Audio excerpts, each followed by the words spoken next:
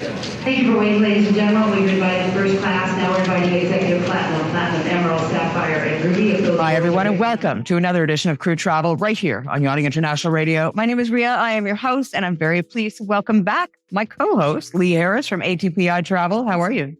I'm very good. Thank you. Yeah, had a good week. The sun is very warm here, unlike you guys in Europe, unfortunately. So, yeah, we've got nothing to complain about here in New Zealand. I know, you can tell I'm wearing it. I couldn't put on a dress shirt or anything today. I was like, I am finding the thickest sweater that I have. And I came across this and I thought, it's black and hopefully nobody notices. So I'm all about staying warm. I refuse to pay electricity prices to heat the entire apartment. Yeah. Are that right? What are you sitting at the moment? What are you in the minuses? No, it's +2, but... Well, you're the lucky part of Europe. But it's still cold. It's still cold for here, right? And I think you become climatized. Thinking back 5 years ago, sitting in Canada at -30. Yeah. I guess it's all relative. Anyways, we have a lot of travel news this week. And of course, we're going to hit her off with the UK. It's chaos there right now. Is unfortunately so. Yeah, flights and trains have been cancelled and a tornado warning has been issued for today as the UK gets back by storm. It's crazy. So ScotRail said all trains departing after 7 p.m. last night, Sunday, will be cancelled and there'll be no rush hour services today. It also comes after Avanti West Coast warned rail passengers on Sunday not to travel unless it was necessary for the next 48 hours. That's on top of dozens of flights being cancelled, including 38 British Airways flights, all due to the storm. Meanwhile, the Tornado and Storm Research Organisation is warning of the potential for multiple tornadoes in Northern Ireland and Scotland, with the former at risk of a strong tornado. Obviously, again, no flights will be departing today by the looks of it. 7 weather warnings, including 2 rare dangerous life amber alerts, have also been issued by the Met Office for the entire country today. Obviously, any crew who are due to travel the next at least 48 to 72 hours from the UK and Ireland, please keep in contact with your travel provider and the airline to see what is happening with your travel plans. When was the last time you ever heard of a tornado in England or Ireland or Scotland? I know, but it's just weather everywhere is crazy, isn't it? There's just no rhyme or reason to it. And people still deny climate. It was like a week and a half ago or 2 weeks ago that there was a tornado in Fort Lauderdale. Well, that's right. Yeah, there was some footage of it, I think, on social media near the port and the yacht. Yeah, it's just crazy. It's insanity, absolutely insane. And yeah, like you said, well, like you started to say, if anybody is saying that we're not seeing a change in weather patterns, I don't know. You rode the shortcuts to school. I'd say, yeah, head in the sand for sure. Yeah. There is some news out of Turkish Airlines. Yeah, Turkish Airlines will start its first flights to Australia in March. That's with the launch of a service to Melbourne, the state capital of Victoria. Turkey's national carrier will initially operate the service 3 times a week via Singapore. The airline plans to fly directly between Istanbul and Melbourne once it has bought aircraft with the capability to do so. Now, the route offers an alternative for travellers from Europe who can fly from major European cities direct to Istanbul for the onward flights to Singapore and Melbourne. Then the Istanbul-Melbourne direct route once they have it operational. Turkish Airlines, said it will become the only European airline to fly to the Melbourne airport, which serves Australia's largest city. And Germany, not so good news out of there. Yeah, not so good, unfortunately. Flight prices from Germany to foreign destinations will see a price increase from May this year. This is because the German government has decided to no longer apply the same aviation tax for passengers taking outbound flights from its airports by increasing it. The tax increase is part of the country's initiative to address the 17 billion deficit that surfaced in the budget this year. Now, the German Federal Ministry of Finance revealed that as soon as the new law gets implemented, the tax for those flying from Germany to other EU member states and third countries with a 2,500 kilometre distance will be €15.53. That's up from the current €12.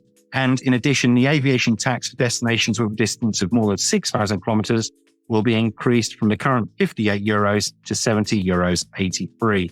And whilst we're talking about hikes in air taxes, British Prime Minister Rishi Sunak has also increased the air passenger duty tax on domestic flights within the UK. The increase will affect passengers differently depending on the class they are travelling in.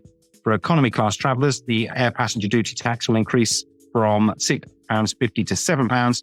Meanwhile, business and premium economy class passengers will see an increase from £13 to £14. That, in all honesty, Germany and the UK have done it. I wouldn't be surprised to see other European countries follow suit very soon. We can get back to this argument all the time. They're clawing at the middle class for taxes and the poor for taxes. Why don't you up the taxes on private aviation, on jet flights? Why don't you massively tax that? Because these people are walking around paying less than 5% tax, period.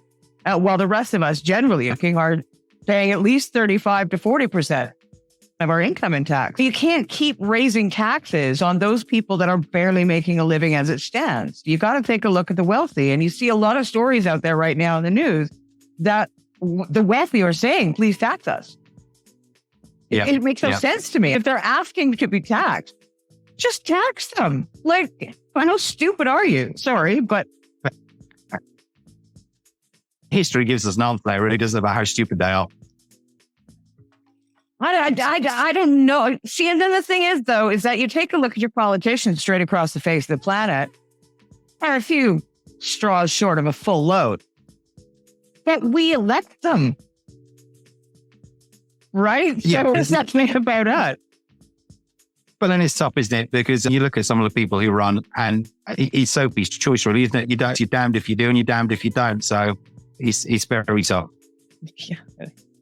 Anyways, already, you know what?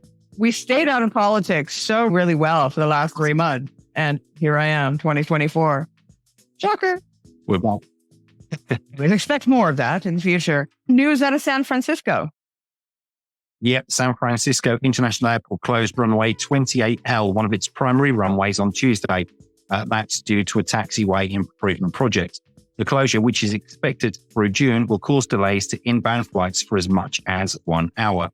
Airport officials announced the closure last month, confirming that 28L will not be accessible through till June 30th, 2024, in preparation for the 4th of July weekend and peak summer travel.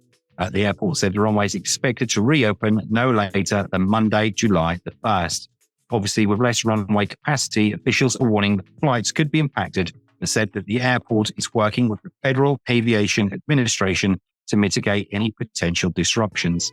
It is, however, expected that at least a third of all flights into San Francisco are likely to experience delays up to 1 hour. With transitting the US already a timely experience for crew that will have, which involves having to recheck bags and clear security on your first point of entry, the hour-long delay could prove costly if crew do not give themselves at least a minimum 3 hours between flights in San Francisco. Anything less than that, you're asking for trouble. I've actually got to fly back to the UK in February, and I'm flying via San Francisco. So I'll give a real-time update on how long it takes and if the flights are delayed. We'll have to get you live from the airport. live on the plane as I'm taxiing around for an hour waiting. You're not supposed to have your phone on the plane, are you? No. And we've got news out of Qantas. We do, yeah. Australia's flag carrier Qantas announced today that he's launching Nonstop flights from Darwin to Singapore. That will make seamless connection via a QF1 service to London Heathrow Airport. As well as cutting hours off the European trip, the new route will give inbound travellers direct access to the Northern Territory and the wonders of Australia's top end without overflying Darwin and doubling back from East Coast hub. The flights will will give top end residents a direct Qantas option to Singapore and a connection to London or other destinations across Europe or Asia with partner airlines.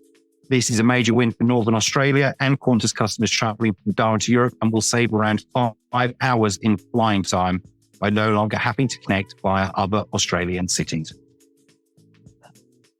I have to say, too, if anybody out there has any questions, crew questions, please do send Lee a note or an email. We'll provide all of his information below this interview when it airs. And if you're heading to the UK or trying to head out of the UK or even trying to traverse across the UK right now, don't.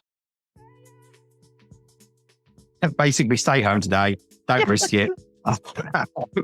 Don't get back. I'm sorry. It's a duvet day. It's a duvet day today. Just that's it. Don't even try Just say, forget it. Today is a duvet day. Yeah. You could just send a link to the weather forecast. I'll be fine. They don't need to see anything else. Yeah, and then just tag them in all the social media content of freezing rain and tornadoes and stuff. Unbelievable, crazy. Anyway, Lee, I want to say thank you very much once again for bringing all this information to us. As per usual, you're very appreciated. Thank you very much. It's always a pleasure. Bye now. You've been watching another edition of Crew Travel right here on Yachting International Radio. My name is Rhea. I have been your host, and of course, Lee Harris, my co-host from ATPI Travel. We'll see you again next time.